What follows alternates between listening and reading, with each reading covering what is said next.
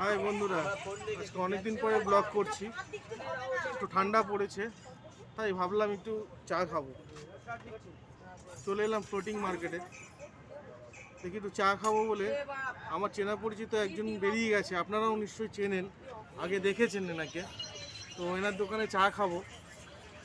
তো বন্ধুরা দেখুন তো একটু চিনতে পারেন কিনা, চেনা যাচ্ছে? আমাদেরই একজন অশোক দা। এই যে পাটুলি ফ্লোটিং মার্কেট, এই হচ্ছে ফ্লোটিং মার্কেট পাটুলি। এই ফ্লোটিং মার্কেটে হচ্ছে অশোকদার চায়ের দোকান।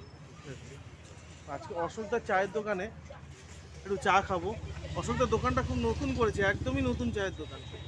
তো খুব ভালো কোয়ালিটির চা বানাচ্ছে, সঙ্গে তো আছে স্ন্যাক্স আছে, তো সেগুলো আমরা ট্রাই করব পরে। আপনাদেরকেও বলছি, আপনারা তো সবাই চেনেন অশোকদাকে, আমরা যারা গ্রুপে আছি বা যারা অশোকদাকে চিনি, তো সবাই এখানে আসতে পারেন, অশোকদার কাছে চা খেতে পারেন। তো দাদার মুখ থেকে একটু শুনে নিই যে দাদা কি কি করছে এখানে।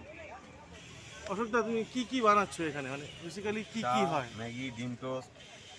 আর মানে এটা সকাল থেকেই খোলা থাকে? কটা থেকে খুলছো? সকাল 5টায় খুলছি। আচ্ছা, তো তুমি কিছু মেসেজ দেবে তোমার এই চা বা ম্যাগির ব্যাপারে?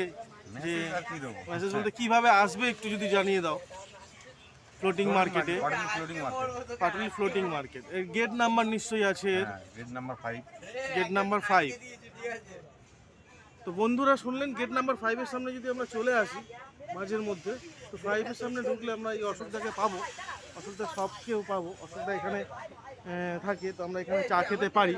আর সঙ্গে অশোকদা এখানে একটা মোবাইল অ্যাক্সেসরিজ, মোবাইল রিপেয়ারিংয়ের দোকান করেছে, আরও কিছু থাকবে সম্ভবত, তো সেটা নিয়ে আমরা পরের ব্লগে দেব।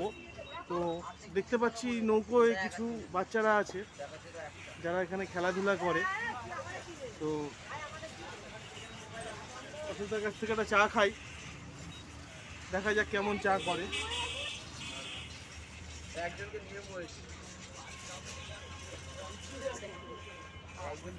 এই হচ্ছে চা, গরম চা, ঠান্ডার সময় দারুণ লাগবে। আমি আর লোভ সামলাতে পারছি না, তো একটা চুমুক দিয়েই দিই।